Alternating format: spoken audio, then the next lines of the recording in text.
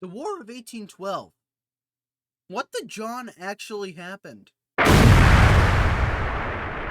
Hey everyone, it's Brock from Brock Talk Extra. What? Today we're going to be talking about something that practically every Canadian knows about, and that is the War of 1812. The time that we burned down the White House and we got a freaking W. Wait, what?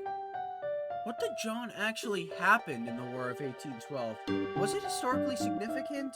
Was it a big win for either side? Let's just delve straight into this pig pen and try to figure out why this war mattered so much. The War of 1812 began when the United States declared war on the United Kingdom. Why did they do this? Tensions had already been rising, but the indigenous people were supporting the British because the British were supporting them, sort of. It's complicated. The United States was also grumpy because Britain had been accused of taking the United States troops for their own. The Brits had been trying to restrict the US from trading with France. You see, France and Britain had terrible relations at this point, and both sides were discouraging the United States to trade with either side. Britain was a lot more hands-on than France, though, as France had more pressing matters in Europe.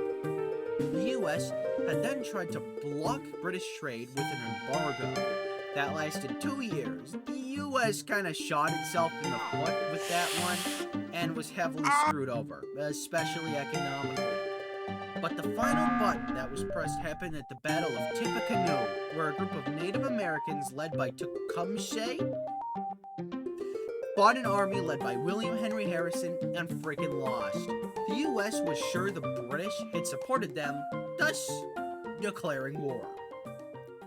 This is very oversimplified, and it's a bit confusing, but this is basically what happened in that war process.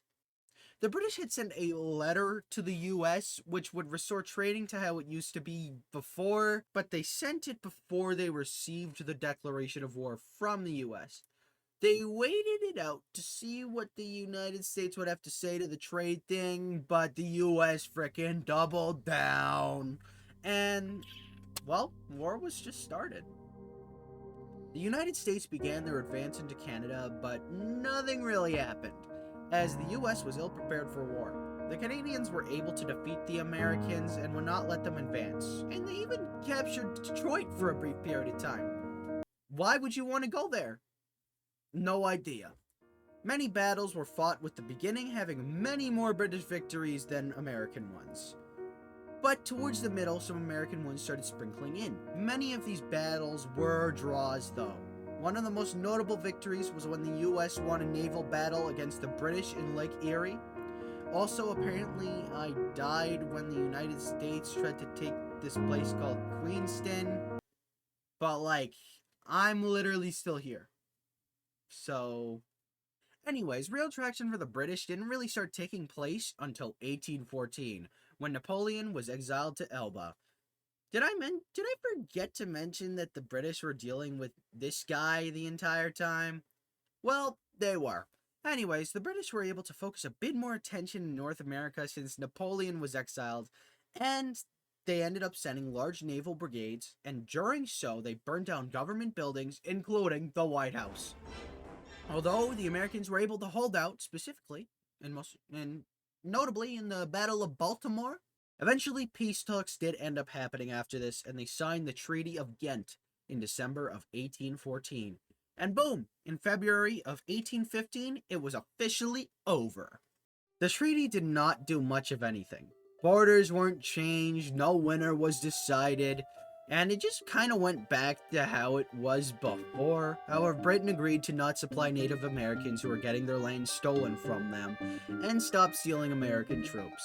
The indigenous people were the true losers in this war, though. The Treaty of Ghent screwed them over, as it just did not address them at all. The war is kind of important because if either side put a bit more time or effort into it, the world could look like this. Or this. Oof. The war truly united the United States, as they were able to hold their ground against the strongest military in the world at the time. Only they remained that united now. If you have anything to take away from this video, it's that it was a draw. and the indigenous people got really screwed over. Anyways, I hope this helps you get a very, very, very brief understanding of the War of 1812, baby.